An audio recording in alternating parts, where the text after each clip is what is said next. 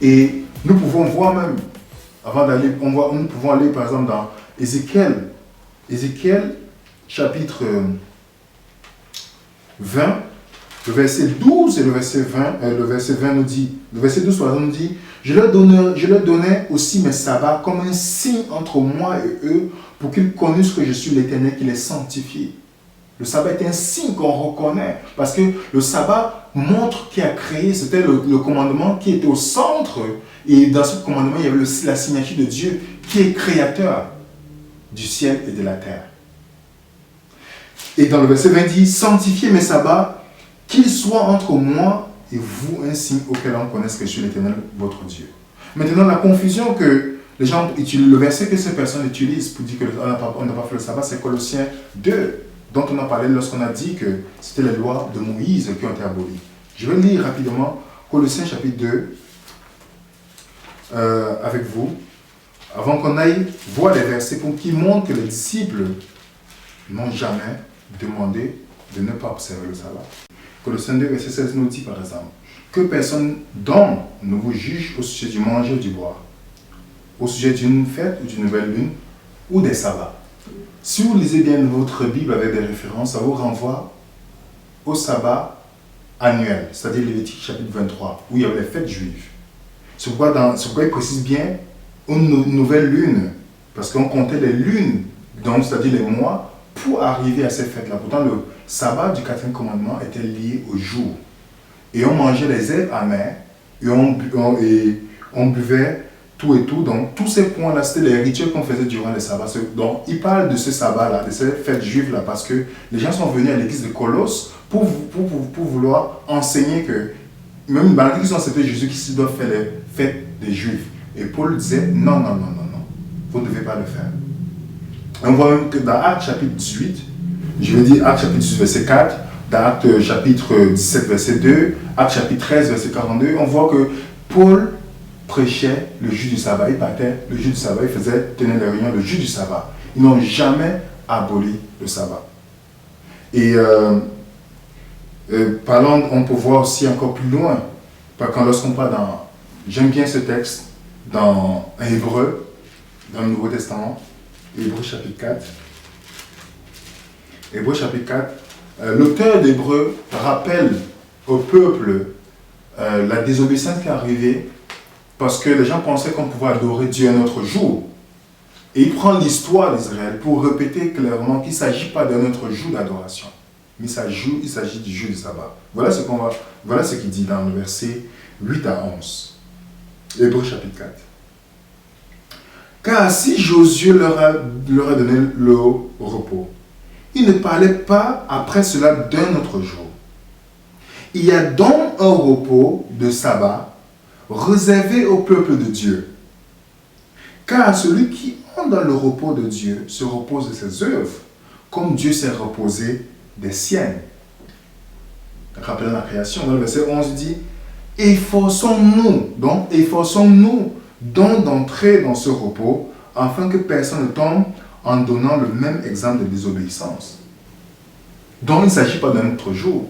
Nous devons nous efforcer d'entrer dans ce jour de repos. Parce que le sabbat du 4e commandement était une sainte convocation que Dieu voulait, la communion avec son peuple. Et nous voyons aussi dans Ésaïe 66. Ésaïe 66, nous allons voir ensemble le verset 22 à 23, où Ésaïe, dans la vision prophétique de la fin des temps, montre que nous allons observer le sabbat, même dans le ciel, après la nouvelle création que Dieu va faire. Ésaïe 66, le verset 22 à 23, nous dit ceci. Car, comme les nouveaux cieux et nouvelles terres que je vais créer subsisteront devant moi, dit l'Éternel, ainsi subsistera votre nom et de votre postérité. Quand Dieu va créer les nouveaux cieux et nouvelles terres, là c'est la fin, ça c'est après ça. Et puis dit le verset 23, à chaque nouvelle lune, à chaque sabbat, toute chair viendra se prosterner devant moi, dit l'Éternel. Comment on ne va pas faire le sabbat maintenant et on va le faire seulement au ciel? Pourtant Dieu ne change pas. Et on a vu dans 1 Chronique 17, verset 27 que ce que Dieu bénit, il bénit éternellement. Mais maintenant, il faut comprendre pourquoi les gens adorent le dimanche. Ce n'est pas parce que Jésus-Christ est reçu le dimanche. Jésus-Christ lui a respecté le sabbat, puisqu'il est mort avant le coucher du soleil. Il est ressuscité le premier jour de la semaine. Il a respecté le sabbat. Et les gens sont ignorants de l'histoire. Quand la Bible prédit qu'il y aura un système qui va changer les temps et la loi dans Daniel chapitre 7, verset 25, on voit clairement que Constantin, au lieu de cesser de persécuter les chrétiens qui gardaient le sabbat, a finalement dit, ok, nous acceptons Jésus-Christ, et il a amené des coutumes en poussant des personnes à ne plus observer le sabbat, mais le dimanche, qui était le jour du soleil, Sunday worship, par exemple, en anglais. Et aujourd'hui, grâce au système créé par l'Église catholique, vous allez poser la question dans tous les archives catholiques, on vous dit que le sabbat a été changé pour le dimanche grâce à l'Église catholique. Et c'est ce qu'ils font aujourd'hui encore. Aujourd'hui, le sabbat qui est le dimanche, qui est le premier jour de la semaine, le sabbat est le 7e jour. Et je vous ai dit que chaque chose que Dieu crée, Satan la contrefaçon. Et nous voyons qu'à travers ce système, ils ont changé le jour du repos de Dieu pour instaurer un autre jour que Dieu n'a jamais demandé à son peuple comme sainte convocation. Et si vous allez avec moi dans Apocalypse chapitre 14, parlant de la caractéristique des saints à la fin des temps. Apocalypse chapitre 14, le verset 12, nous dit clairement que c'est ici la persévérance des saints. Et ceux qui gardent les commandements de Dieu et qui ont la foi de Jésus-Christ. Les deux, les commandements de Dieu et la foi de Jésus-Christ. Dans Apocalypse 12, on voit l'église que Satan déteste plus. Apocalypse chapitre 12, le verset 17. On dit le dragon fut irrité. On sait que le dragon c'est Satan. On peut voir ça dans le verset 9 de Apocalypse chapitre 12. On dit le dragon fut irrité contre la femme. Il s'en alla faire la guerre au reste de sa postérité. On donne les caractéristiques à ceux qui gardent les commandements de Dieu et qui ont le témoignage de Jésus-Christ. C'est deux caractéristiques. Ceux qui gardent les commandements de Dieu et qui ont la foi de Jésus-Christ. On voit que celui qui pêche contre un commandement, dans Jacques 2, verset 10, a péché contre tout le reste. Alors Dieu peut-il se tromper?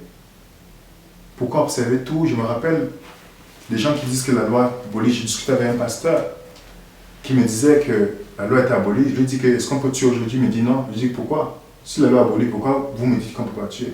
Il dit ah oui, je comprends, oui, on ne peut pas tuer. Mais lorsqu'on vient sur le sabbat, on ne peut pas l'observer. Pourtant, le vrai repos, c'est ce jour, et Dieu veut vraiment cette communion avec son peuple.